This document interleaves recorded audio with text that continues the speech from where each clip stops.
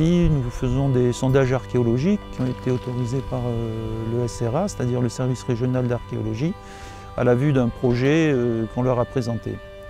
Donc ce projet concerne une butte d'origine anthropique, c'est-à-dire une butte qui a été aménagée par l'homme.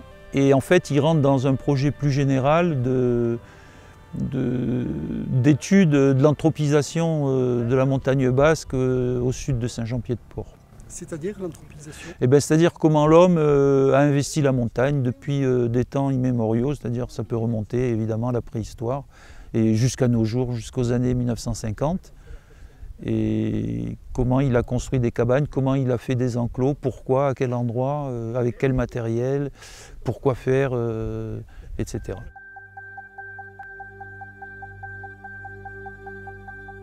Alors là, on est sur Asqueta, c'est-à-dire qu'on est sur la crête de Garatémé. La crête de Garatémé, c'est une échine rocheuse qui lie Château-Pignon, la montagne de Château-Pignon et la Vierge de Biacoré à la vallée d'Estérène-Subie. Voilà. Hein, c'est une crête qui descend au fur et à mesure. Et cette crête était parcourue par au moins deux pistes très anciennes, même proto-historique, on peut dire pour l'une, puisque tout le long on trouve des monuments funéraires ou des fonds de cabane, des petits mamelons, là, des petits tumulus, tumuli, qui nous indiquent que l'homme s'est installé là, a campé là, temporairement, saisonnièrement, s'est occupé de ses troupeaux et du fourrage, des fougères, a coupé des fougères pour nourrir les bêtes, etc. Et ça existe depuis 4000 ans avant Jésus-Christ en fait.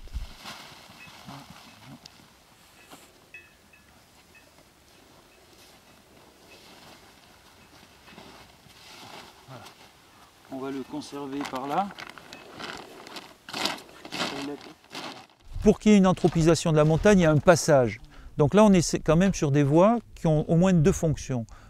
Traverser les Pyrénées, des voies transfrontalières, sur le plan économique, sur le plan guerre, sur le plan guerrier, conquête, etc. Et sur l'investissement de la montagne, c'est-à-dire comment les gens arrivent jusqu'ici pour parquer leurs cochons, pour parquer leurs brebis, leurs vaches, etc. Et comment ils y vivent de façon saisonnière, puisque l'hiver, tout le monde redescend au fond des vallées. Donc on a repris tous les chemins, on a refait tous les chemins à pied, on a tout noté, par où passent les chemins actuels, quels sont ces anciens chemins qui sont encombrés de ronces, où les murets se sont effondrés, etc. Et on a tout noté. Et on est arrivé sur ce site-là en faisant cette piste de Bidégorie, c'est-à-dire cette piste qui descend de Château-Pignon jusqu'à Saint-Michel. Donc on a vu qu'il y avait des problèmes d'arrangement, d'aménagement de la montagne qui n'étaient pas naturels. Et on a commencé à travailler là-dessus et on a posé une demande de prospection et de recherche, c'est-à-dire sondage archéologique, au service régional d'archéologie pour essayer de trouver une stratigraphie, une date. Alors stratigraphie, ça veut dire est-ce qu'il y a un paléosol? Est-ce que ça a été fait il y a longtemps? Est-ce que ça a été fait récemment? Bon, aucun berger ne se souvienne qu'il y ait eu des travaux ici. Bon, etc. D'ailleurs, les bergers appellent ça Eira Aicea, c'est-à-dire le moulin à vent ou le vent du moulin, ça c'est comme on veut. Et en fait, ça peut indiquer une ancienne existence médiévale peut-être d'un bâtiment qui leur a fait penser à un moulin à vent parce qu'ils en avaient oublié l'utilité.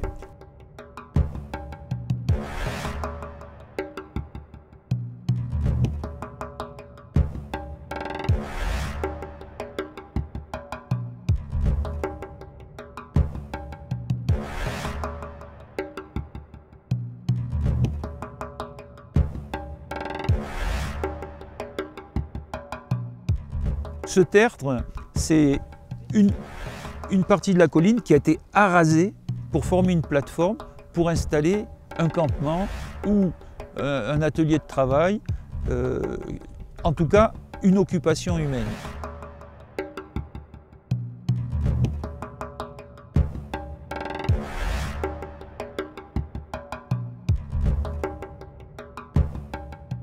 Nous, notre but aussi, c'est d'essayer de voir est-ce qu'il y a une relation entre cette plateforme et les cercles de pierre qui ont été fouillés par Jacques Blot. Donc, alors ça, on saura ça à la fin de l'opération, parce qu'actuellement, on ne fait que commencer. Voilà. D'accord. Alors, on l'enfile là-bas. Pour l'instant, on va très doucement. Mais comme c'est très petit, il y a très peu de monde à la fin. Tu as repéré les lettres? Oui, c'est bon. Ouais, c'est bon. On est bon. Alors là, tu vas montrer ça?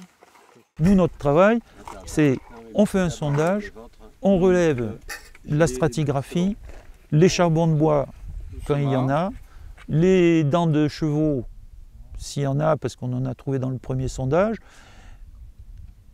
Et ensuite, on reporte tout ça dans un genre de feuilles par niveau, c'est ce qui nous fait un genre de sigue hein, qui se tient en hauteur, comme ça. On reconstitue ce qu'on a trouvé, qui est détruit, hein, puisqu'on a creusé, on ne peut pas revenir en arrière. Donc c'est pour ça qu'on y va à la petite truelle et au pinceau, hein, pour être sûr d'échapper, de ne laisser passer aucune information.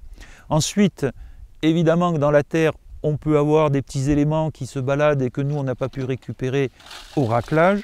Donc ça, on tamise la terre à l'eau et là, on filtre tout. D'accord? Donc ça va nous permettre de comprendre le sol. Après, évidemment, s'il y a une pointe en fer qui sort, etc., bon, là, c'est la cerise sur le gâteau.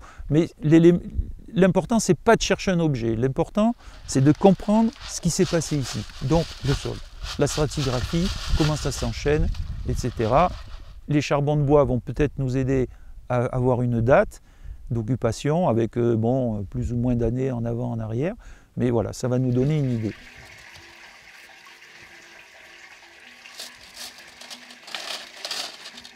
Actuellement, dans ces sondages, on a trouvé des galets d'ophytes qui visiblement ont été chauffés, qui sont bien ronds, etc. D'autres qui sont brisés à cause de la chaleur. Donc visiblement, ça, ce sont des galets d'ophytes qui ont peut-être, je dis peut-être, on n'en est pas sûr, on ne peut pas en être certain, tant qu'on n'a pas terminé le travail, qui ont peut-être servi à chauffer le lait pour faire du fromage ou du caillé, comme ça se pratique encore, comme ils pratiquaient autrefois, et comme ça se pratique encore en vallée du Bastan, par exemple. Les conclusions, c'est on est quelque part où des gens n'ont peut-être pas vécu, mais sont passés. Ils sont restés un certain temps, un temps saisonnier peut-être. Chaque été, ils revenaient peut-être là. Peut-être qu'il y avait un poste de garde avec des soldats qui contrôlaient la voie. Pour l'instant, si cela était, pour l'instant, on serait vraisemblablement sur le médiéval. Est-ce que les sondages vont révéler quelque chose de plus ancien? Ça, on ne peut pas le savoir à l'avance. Donc, ils sont faits pour ça, etc.